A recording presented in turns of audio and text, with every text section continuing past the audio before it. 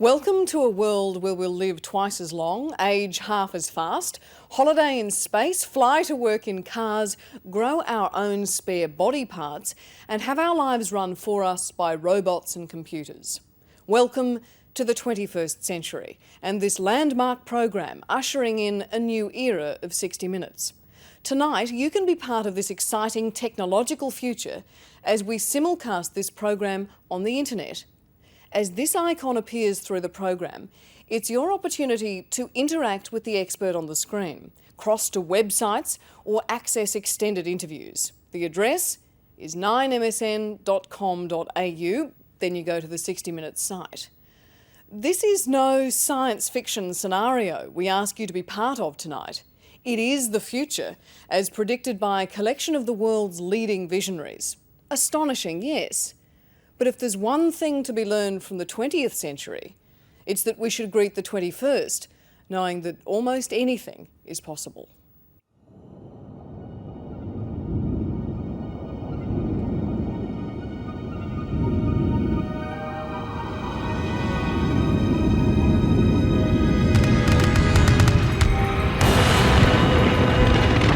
One tick of 1 second and the Earth celebrated as never before. A wave of joy and optimism. It entered the future.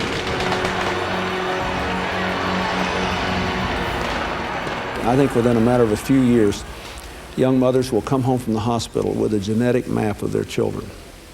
And it'll be scary. For some of them, it'll say, you know, your daughter has a 50% chance of developing breast cancer between 35 and 50 because of this genetic problem. But it'll also, if you do these 10 things from birth, you can cut the odds down to 10%. This will be one of the great advances of this age, understanding our DNA. By 2002, the Human Genome Project will have mapped the very blueprint of life, opening the way for unimaginable medical advances. The next stage will be to work out what it does, whether this group here makes a kidney or a heart or a pancreas or a brain, and years after that, use that information to repair your kidney, your pancreas, your heart, your brain. Most of medicine is just patching stuff up. But once we understand the human DNA, we'll be able to grow things back to what they should have been. We'll be able to do not just a patch-up, but a full-on permanent repair that will be indistinguishable from original. So in 30 years' time, if someone said to me, you've got liver cancer, what I'd say, no problem, I'm not concerned. Because you would drink a virus that would shrivel away the cancers and the liver, and at the same time grow a disease-free liver in the same spot. That's what I want. Make it good. In the last century, sewing a hand back onto an arm was considered amazing. How much better in this new one to just tweak the right DNA and make severed limbs regrow? It is possible, as is the prospect of paralysed people walking again. In 10 years, a paralysed person could walk again? 15 years, Christopher Reeve will be doing another Superman movie. The key is stem cells, basic building blocks which formed in our first hours in the womb and went on to become every cell in our body: hair cells, skin cells, heart cells, and nerve cells. We can get those stem cells and tickle them into growing again, with the instruction that they grow into nerve cells and muscle cells, and so they make connections up into your brain and down into your arms and legs, so that when your brain says move arms and legs, the arms and legs move.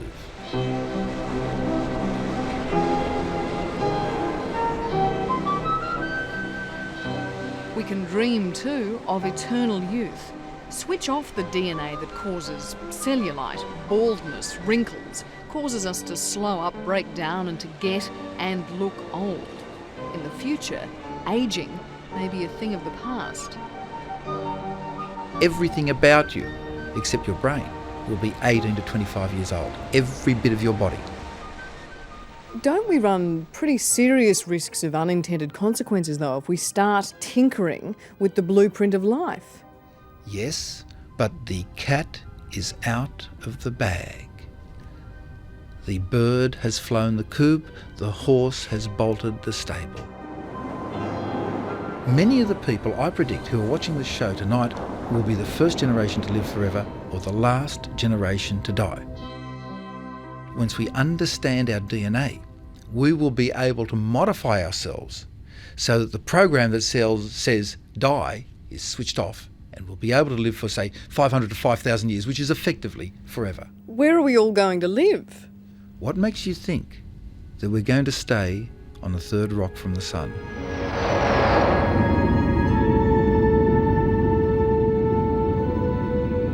I think we will go into outer space, and at some time in the next century, I think there will be large permanent platforms sustaining life in outer space that will basically be jumping off places to distant planets.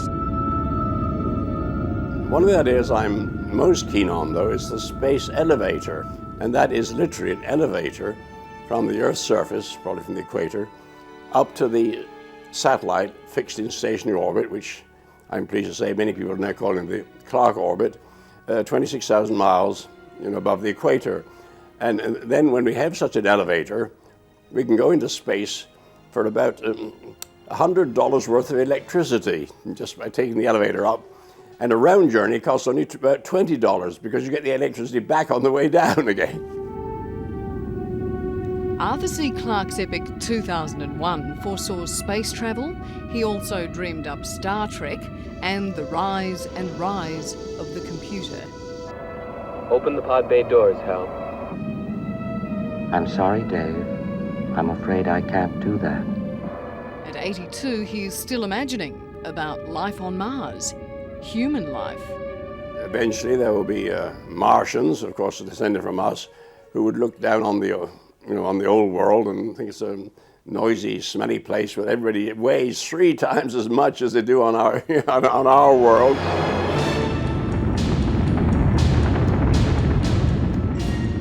How soon can we colonize? Probably 40 to 50 years at the earliest. In 40 to 50 years, we could have a colony on Mars? Perhaps even sooner if some of the more revolutionary technologies pan out. This is a shape memory alloy. It's a nickel titanium alloy. It's in one of these smart materials that remembers its shape. This material and pack that I have in my hand was designed to remember a straight, flat shape. So if I deform it like this, for example, where I run it around my fingers like this, and I light it with this lighter, it will go back to its originally straight shape, as you can see. New technologies will revolutionise transport here on Earth too. What's red has 3 wheels and propellers. A flying car. A ridiculous idea? Well, the engine's being tested, and in 2 months' time, this little red wagon will be flying. Really flying. It goes 400 miles an hour in the air. It probably goes comfortably, 30 miles an hour on the street to get from one point to another. You wouldn't want to take it on a freeway particularly. Why go on a freeway if you can fly? A computer-controlled air network will guide the flying car to your chosen destination. And at just $64,599 for your basic model, even NASA is convinced. We should be able, and we're in fact working on this seriously, to make flying cars totally automatic, so that you get in, kind of punch in where you want to go, and this machine takes you there. Or try the next generation supersonic passenger jet, Sydney to London in half the time. And by the way, there's no front windows in the cockpit. The computer pumps all the information the pilot needs into the space where the windscreen used to be. Buckle up. Computers will be part of everyday objects, anything from plates to cell phones to your clothing. You'll have little computer chips embedded in lots of these different everyday objects. Maybe the medicine bottles in your medicine chest will tell you if you're about to take 2 drugs that conflict with each other. They will have communicated with a central computer, figured that out, and they'll alert you to that problem. Jeff Bezos grasped the computer revolution earlier than most. Time magazine's person of 1999 says beyond 2000, the pace of technological change will make the last decade of the last century look like the Stone Age. So you could have a computer chip inside a plate and some other sophisticated electronics that allow the plate to basically diagnose what it is you're eating, and they'll say, look, there are 18 grams of food in that, of fat in that, and I'm not sure that's really what you want to be eating today, because you've already had 40 grams of fat. So that's by the way, an innovation in technology that I myself will be passing up. Barely a part of our daily lives will remain untouched. From tiny robotic dogs that do everything except leave a mess, to computers as smart as human beings.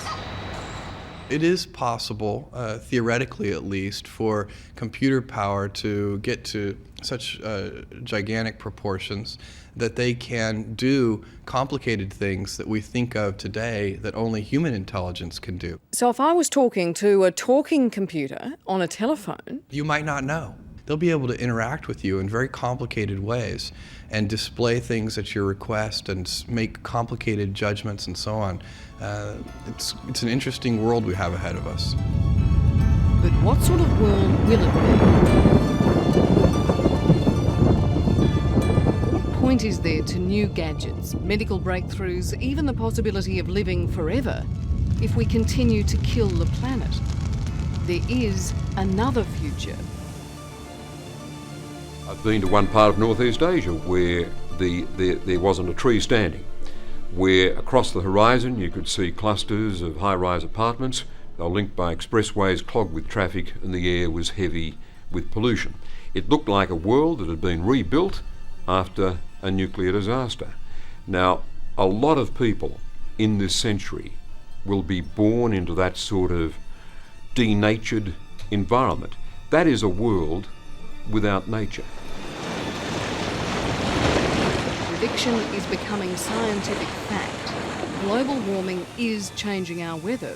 Earlier springs, hotter summers, encroaching deserts, rising sea levels, and wild, unpredictable cyclones. I've had very smart people say to me, yeah, the temperature's going up, but not by much. Or the polar ice caps are melting. It won't be a very big rise in the ocean levels. Species are vanishing, but so what? They're only frogs, butterflies, small mammals and birds. Well, my reply is this. The human animal has always shared the planet with the natural world. And I would hate to think that kids being born now would only see the natural world on the National Geographic Channel or in books. We know of only one planet that's got life, that's got oceans and forests and a range of these spectacular species. And I reckon we're duty bound to keep it as lovely a place as it is. Here in Australia, our future's already taking shape. As we live and work longer, the welfare safety net will start to shrink. Work patterns will change. We'll have to become more adaptable, more self-reliant. And we'll have to get used to feeling vulnerable in an unpredictable and potentially dangerous region of the world. The certainty is change and more change, even to the traditional cornerstone of our society, the family. Within 20 years, there'll be as many households of people living alone and couples with no children as there will be of traditional families. More than 2/3 of homes will have no children. In 2.5 million homes, there'll be just one person living alone. I think the next 5 to 10 years will be a fairly bleak, fairly isolating and alienating time for many Australians, because the divorce rate is not going to fall, the marriage rate is not going to rise, the birth rate is not going to rise. The number of small households will continue to increase. To love and to cherish. To love and to cherish. As long as we both shall live. As long as we both shall live. Of course, there'll still be marriage. You may kiss your bride. Mind you, they'll want to get on, because their marriages, or the 50% that will survive, will go on and on and on. For 1 in 4 Australians born this year will live to 100. We've got about 12% of the population now, aged 65 and over, Within 30 years or so, that's going to double. Certainly there is a change in how we define age. And you've got a lot of 60-year-olds in Australia saying, hang on a minute, that isn't middle age, I've got another 30 years left in me, and please don't throw me in the old basket because my mind is as nimble as it was when I was 20. So I don't think we are truly ageing at all. I think we're living longer, we're going to work longer and enjoy life more. Enjoy life more?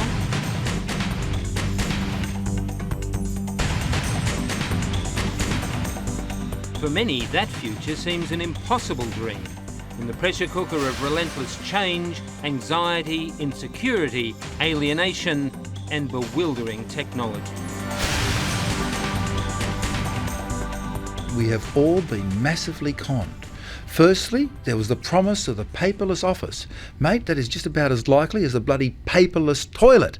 Secondly, we were all promised more leisure time, with so much leisure time that we'd have to have universities that teach us how to go and have our leisure. What's happened? We've got 10% unemployment effectively if you count the youth, and we're all working 10% longer. It's an increasingly familiar refrain of lives out of balance, time poor and stress rich. But Hugh Mackay insists it will change. I think, in fact, the biggest, though the quietest, social revolution of the next 20 years is going to be people quietly deciding that most of the big items on the national agenda, globalisation, immigration, foreign investment, youth unemployment, Aboriginal reconciliation, all of these things are too hard. And they're starting to say, what I can control is none of those things. What I can control is my own life. I want to live more closely in tune with the ideals that I have. I want to slow down, but I keep speeding up. And I think that's going to reshape the lives of hundreds of thousands, probably millions of Australians, and will ultimately, in very positive ways, reshape our society. Our working lives will change. Just as a guaranteed job for life has long since disappeared, so too will the notion of a single career. You won't go through life with one work skill. You'll train and retrain, move interstate, even abroad. People don't have one career anymore. They're probably going to have, 4 or 5 jobs. And if you look at what the Bureau of Statistics is saying and other analysts and futurists, they imagine that kids today who are 15 will have somewhere between 7 and 9 jobs in their career. In recent decades, many Australian women have responded to work and economic pressures by having children later in life, or increasingly, not having them at all. We're looking at a long-term period of a very low birth rate in this country. It's now the lowest it's ever been. Maybe 25% of women won't have children in future. 25%? Yes, 25%. If you go back, say, 30 years, I guess that number was around about 8%. Which means, with our current birth rate and immigration levels, Australia's population will grow slowly, then stop at 24 million by 2030. Is that enough? The answer depends on your vision of Australia's destiny. Jerry Harvey's one of a group of leading business people who insist our future is a dramatically increased population. I mean, I look at it like this. I think to myself, if I was God and I was sitting up there and I looked down on the earth and I looked at all these people, and I'd say there's 1 billion Chinese and 1 billion Indians, and then there's 200 million people over there in Indonesia. What's that great big place there? Australia, 20 million people? You're kidding. Let's pull up 50 million from here and put 250 million in Australia. That's what should be there. I think we're going to lift our immigration rate from about 80,000 to over 100 to over 200,000, perhaps up to 300,000 per annum over the next 25 years. That might scare people today, but it won't scare the generations of the future. I want to seek your cooperation in helping us to increase the flow of British migrants to Australia. The populate or perish debate went on for much of the last century. We came here from Britain 3 years ago. We are so very happy that we are bringing out another British family to give them the same chance we got. And in the absence of a national population policy, it'll go on for much of this. Now listen, I like the social benefits of immigration. I support the multicultural Australia we've got. But the populationists, talking about a 50 million population for this continent, have got a recipe for impoverishing Australia environmentally and economically. Whether we have a future Australia of 50 million or half that, what is certain is our racial profile will continue to blur and to blend. Inevitably, the face of Australia this century will change. 90% of people in Australia will have Asian blood, in my opinion, in the year 2050. Again, people lock me up for saying this sort of thing because they think I'm just crazy, but I'll bet I'm right. We are definitely getting more Eurasian, and my view is that that is inevitable in the longer term, that we will be a Eurasian country.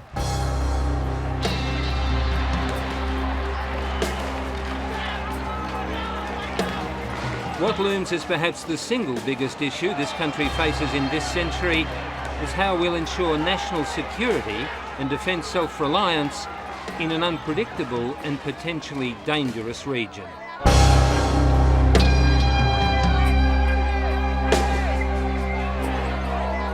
There are three key danger spots. The first one is what I call the arc of instability to our north. 200 million Indonesians, will they become democratic and stable, or will they split up like Yugoslavia and maybe be dominated by an Islamic and a military regime? We've also got a weak Papua New Guinea and small islands to our east, and a New Zealand that's becoming more of a military liability than an ally.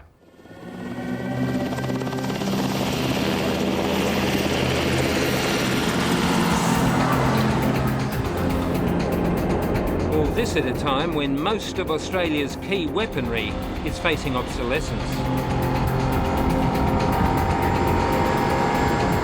Between now and 2020, where we will have to replace the F-111s, the F-18s, the frigates, refurbish the submarines, buy new P-3 Orion aircraft, replace nearly every piece of army equipment, and replace nearly all our helicopters. The bill between now and 2020 is somewhere between, wait for it, $80 to $100 billion.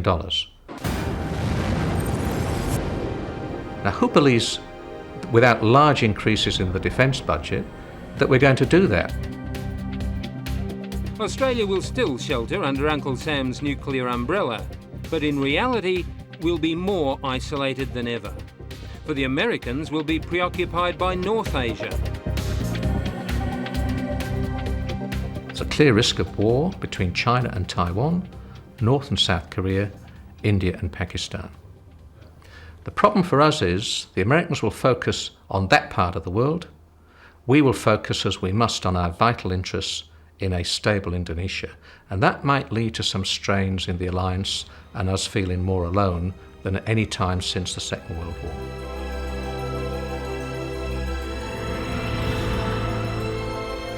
In this new century, Australia will become a land of giant cities dotted along the eastern seaboard, with an endless urban sprawl stretching between.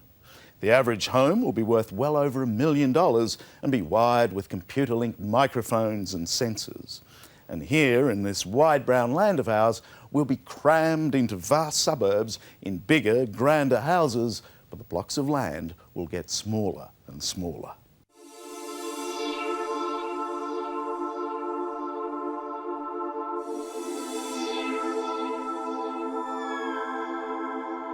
Out there where the dream homes shimmer like a desert mirage, it's Peter Hayes of Henley Properties who's building most of them. In 1990, the average home this company built was about 15 squares. The average home in this display centre is 31.5 squares. That's the average. Peter Hayes has become Australia's biggest home builder by creating illusions of wide open spaces, but only within the four walls of the house. And it's not really the house we're paying for, is it? It's the land. It's the land that's in short supply. Far from creating a world of isolation, he sees these new developments bubbling with life. People are going to work from home. It doesn't mean you're going to get up at 9 o'clock in the morning, walk into your study and close the door. But it does mean that people are going to spend a significant amount of the time working from home and mixing back into their communities. Good morning, Jennifer. Time to wake up. It's 6:30 a.m. Would you like the news headlines, your diary, or perhaps the weather? Oh, read weather. In the house of the future, it's what, rather than who, will rule the roost. It seems the appliances are already battling it out for supremacy. Good morning, Josh. You have 4 unready... And the latest in-house techno gossip has it that the fridge wants to freeze out the television. Now, I'm working on dinner. What do you feel like? Any pasta? Fettuccine? The fridge is always on. It's normally the centre point of the house in the kitchen. It's normally the message centre of the house with post-it notes and photographs, and we thought, well, we'll take that and make it a real electronic appliance. You can put photographs on the screen of the fridge and actually email the photos to the fridge. Oh, which is what you do with the fridge anyway. Yeah, that's right. It replaces the fridge magnet. That's my niece Amy. Oh, right. Yeah. This prototype fridge called Westy does everything. Its computer will turn on the spa. It can control household lighting and air conditioning, as well as security alarms. On top of that, it bosses around the other white goods and tells them when to get cooking. And of course, it is also a fridge, but a very smart one. So the fridge effectively can tell you what you've got and what you haven't got? Well, it's got a barcode scanner in it, so it'll keep an inventory of what's in the cupboard. And when you want to go shopping, you scan in the empty items and it'll produce you a shopping list which you can actually read off the mobile phone. Yeah, I can remember the first fridge that my mum ever bought, a Kelvinator. No one in Australia knows more about household stuff than Jerry Harvey. He's just back from Japan, where he's been given a preview of what we'll be buying from him next.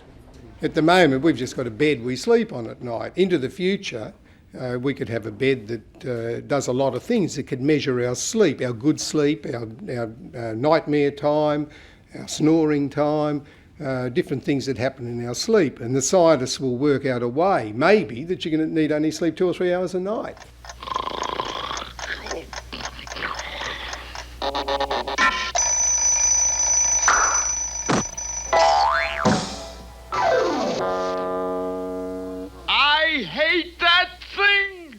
Techno houses, gee-whiz furniture and smart appliances. It's all only what the Jetsons promised us 30 years ago.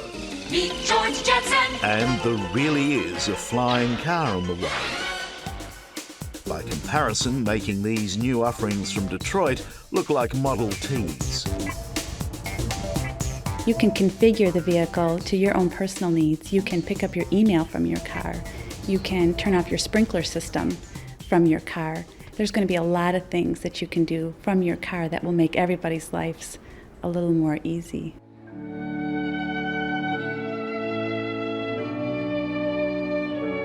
Never before has materialism offered so much, yet spiritually we enter the 21st century in a state of disbelief. Deepak Chopra, what are the mainstream churches going to do with all that expensive real estate that they own in the main cities of the world if people aren't going?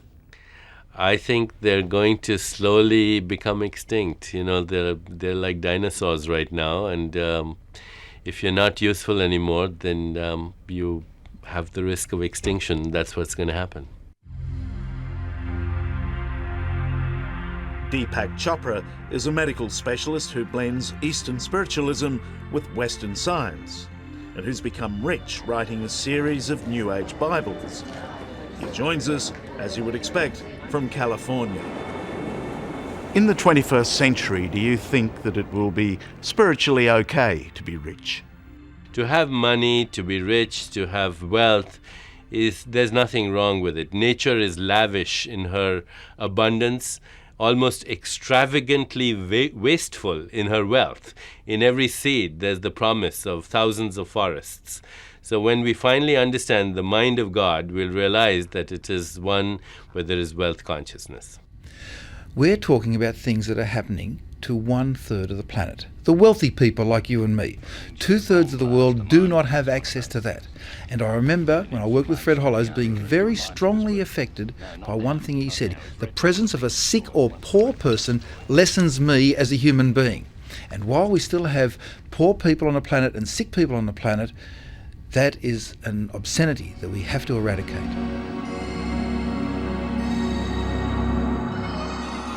Sometime in the future, we may have to confront a cosmic reality in which even our most noble human aspirations amount to nothing.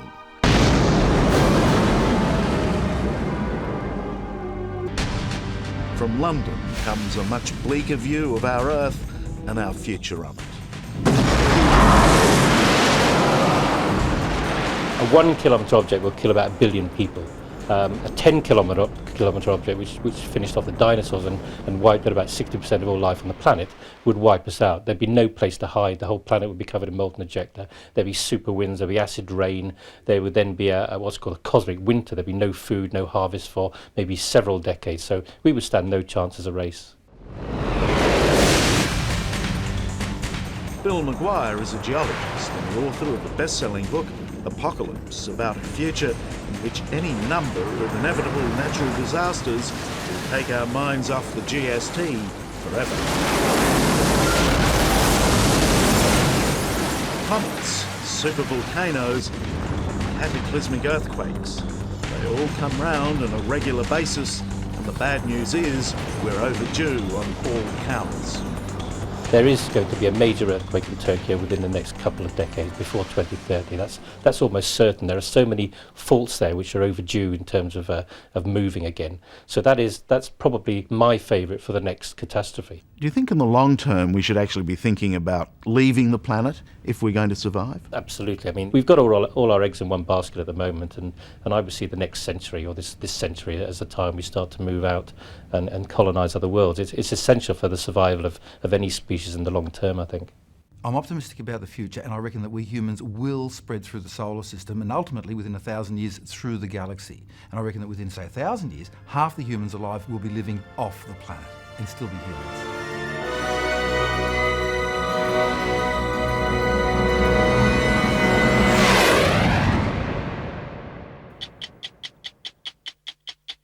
Hello, I'm Tara Brown. Thanks for watching 60 Minutes Australia. Subscribe to our channel now for brand new stories and exclusive clips every week. And don't miss out on our extra minute segments and full episodes of 60 Minutes on 9now.com.au and the 9Now app.